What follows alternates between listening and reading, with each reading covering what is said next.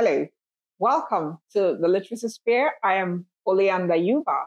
In this channel, we talk about everything diction, public speaking, vocabulary building, grammar, and overall personal development. If you are someone who is interested in speaking right, speaking eloquently, speaking confidently, then you have come to the right place. Please take a moment, if you are new, to hit the subscribe button and don't forget to turn on the notification bell so that when I drop any video, you will be notified. If you are a returning subscriber, you are welcome. You are always welcome. Today, we are going to talk about something that concerns a lot of people. As a matter of fact, something that scares a lot of people. And what is it? Public speaking. Public speaking. According to some studies, more people are scared of public speaking than they are of even death. Can you imagine that? And like Jerry Seinfeld said, most people would rather be in the casket than deliver the eulogy. You know what that means? They'd rather be the dead person than give the speech at the burial. Yes, it's that scary for some people. How can you master public speaking? How can you improve at public speaking? How can you approach public speaking with confidence? How can you stop being scared of public speaking? I have created a video on this earlier, how to overcome the fear of public speaking. I have dropped the link in the description box. Please watch it at your convenience.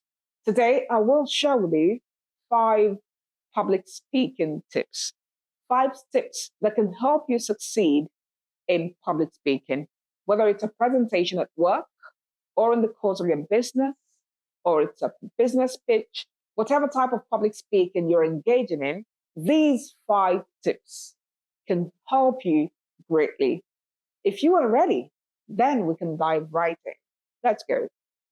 Tip number 1, do not worry about your accent. This especially concerns non-native speakers, people who English language is their second language. You would observe that a lot of people, when they mount the stage to speak, and they feel that a lot of people in the audience are mainly native speakers. When I say native speakers, I'm referring to people who have English language as their first language, like the Westerners, the British people, the Americans, the Australians, the Canadians, okay? Now, you meet some non-native speakers standing before such people. The first thing they do is, I apologize, please don't mind my accent. Do not do that, all right? Your accent makes you unique, and that's the truth. Everyone has their own accent. Your accent identifies you as coming from a particular place. For instance, the Africans, even different parts of Africa, Nigerians, for instance, have their own accent, okay? The Ghanaians have their own accents. Zimbabweans, South Africans have their own accents, see? So it makes them unique. It is unique to you. It's what identifies your root, okay? And so you shouldn't be ashamed of your accent, all right?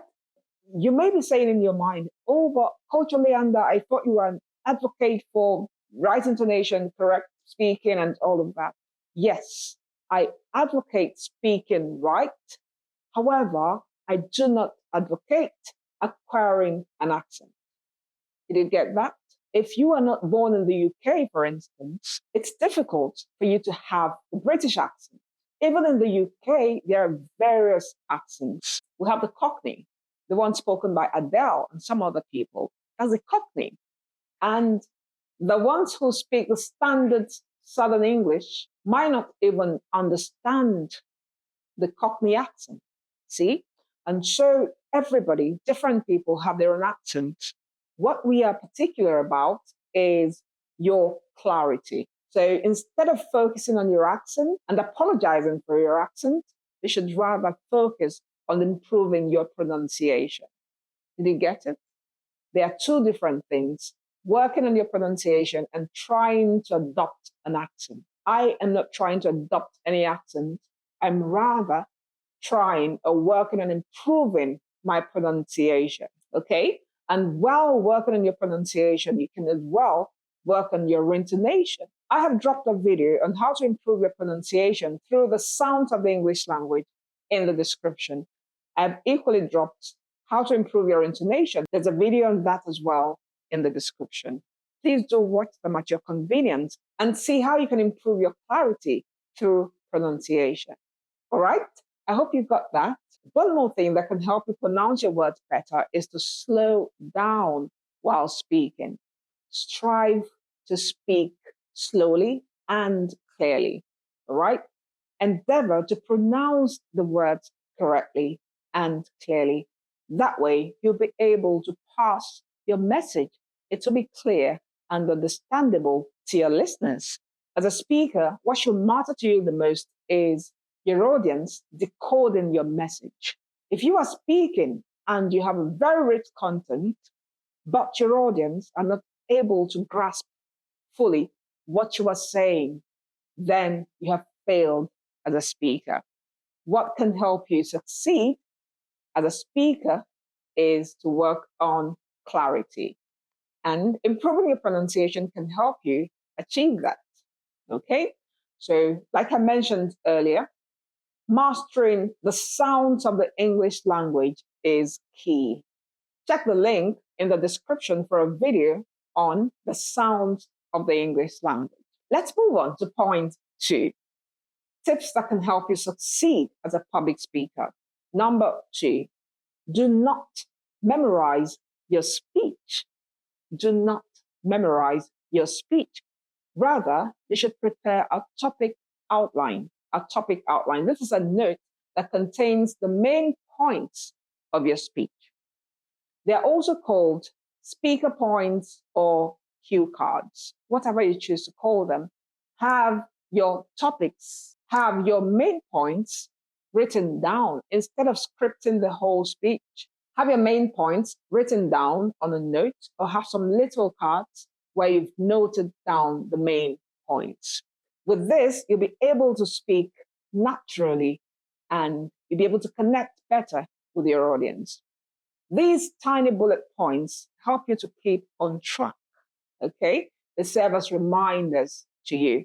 Now, what can help you to remember what to say when you glance at each point? It is rehearsal, okay?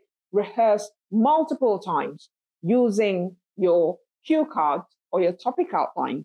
This way, you're able to make your points a part of you. You're able to speak naturally. You're able to connect better with your audience. And that way, you make more impact as a speaker. You do not want to be that speaker who would appear before the audience, reading from a script and sounding insincere, sounding fake. You want to sound real. You want your audience to connect with you. You want them to perceive you as an authority. You want to sound believable. So strive to be real. Try to speak from the heart. That way you connect better and you become more memorable as a speaker. Let's move to point 3. What's the third tip that can help you succeed as a public speaker? Practice, practice, practice. This is the without which not of every presentation. Practice. Please note, this is different from learning your presentation or scripting your speech. Practicing does not mean learning your presentation, memorizing. No, it rather means rehearsing your speech. Practicing your speech will help you to speak from the heart and to connect better. Again, it will help you to experience your speech even before it happens. I'll take that again. Practicing your speech, rehearsing your speech helps you to experience that speech or presentation even before it happens. As a matter of fact, you get to experience it several times before mounting the stage. See?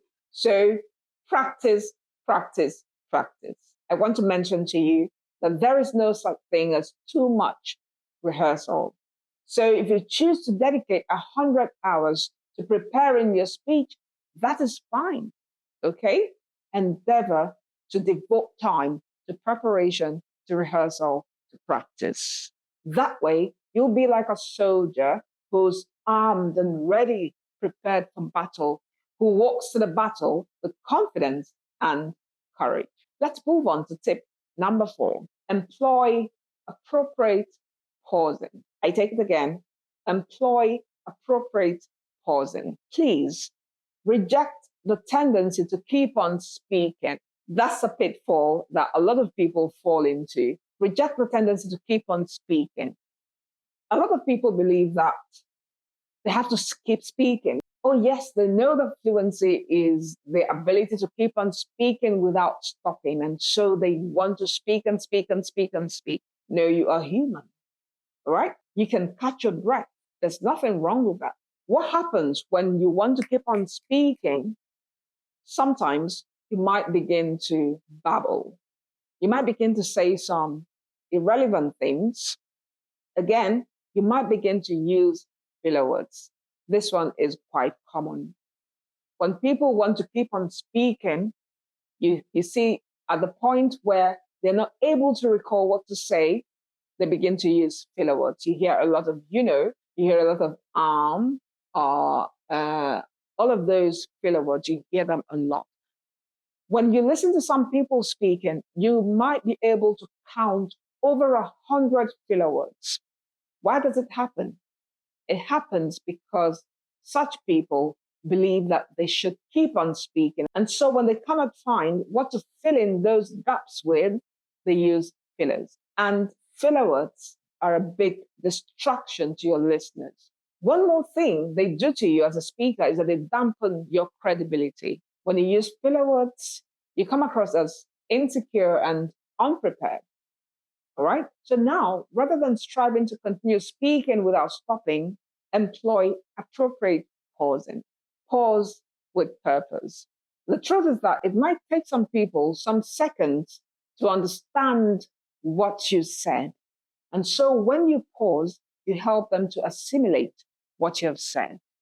Pausing also gives you the time to think and to catch your breath. Additionally, pausing helps you to make a better impact on your listeners. Yes, it does help you to do so. When you pause with purpose, your words land powerfully. Okay? They land better on the heart of your listeners when you pause with purpose. Now, think about this. For instance, if I speak this way, we're judged in 3 ways: how we look, what we say, and how we say it. And today, I know I'm standing before professionals. You already know what to say. And so today, I want to talk to you about how you say what you want to say, because that is what will determine how your listeners will perceive you. How was it? It was speedy, right? All right. Now, listen to this again. I'm going to take it again, and I will apply pausing with purpose. We are judged in 3 ways: how we look, what we say, and how we say it. And today, I am standing before professionals, so I know that you know what to say. And so I will dwell on how you say it. Today, we will talk about how to speak to leave a lasting impression on any audience, how to own every room that you enter. Tell me, which one was more impactful? The first time when I was rambling, or this second time when I spoke with appropriate pausing? Which one did you prefer? Which one struck you better? Which one made better impact? I already know your answer. And so from today, ensure that you apply pausing when you speak. Resist the urge to keep on speaking, to keep speaking on. No, it's not necessary.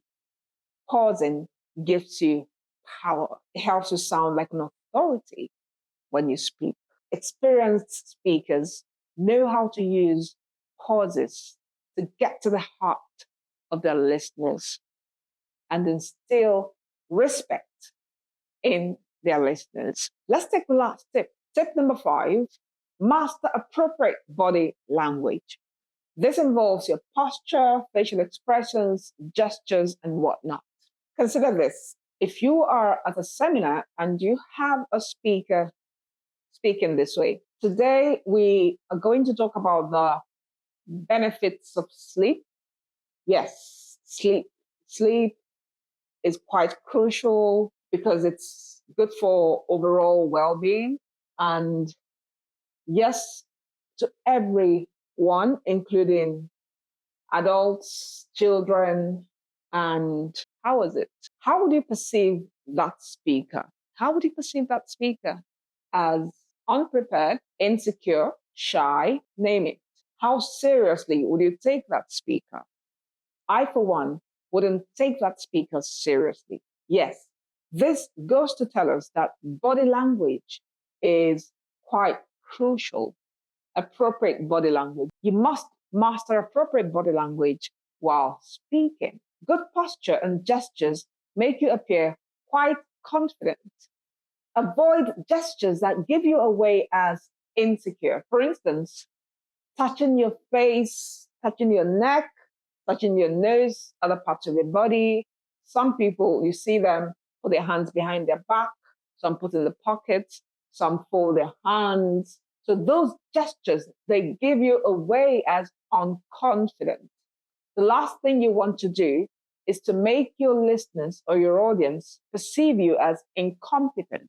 You want to ensure that at every point in time, your audience is seeing you as an authority. You have to stand before them as an authority, and that way they will see the need to listen to you and be motivated to act on what you have said. That way you make better impact. You're able to leave a good and lasting impression on your audience. So, appropriate body language. In a future video, I will discuss body language. Yes, everything about body language, all the components of body language will be discussed in that video. Stay tuned for when I will drop that video. In order to be notified when that happens, please ensure that you have already subscribed to the channel, or go do that now and turn on the notification bell so that you will be notified when any new video drops. To join my signature coaching program called The Journey to Eloquence, designed to help you to transform into a world-class public speaker, please find the link in the description box. And I can't wait to welcome you to class. I can't wait to take you by the hand and take you on the journey to eloquence. Until we meet again, I remain Olianda Yuba. They call me the distinct elocutionist.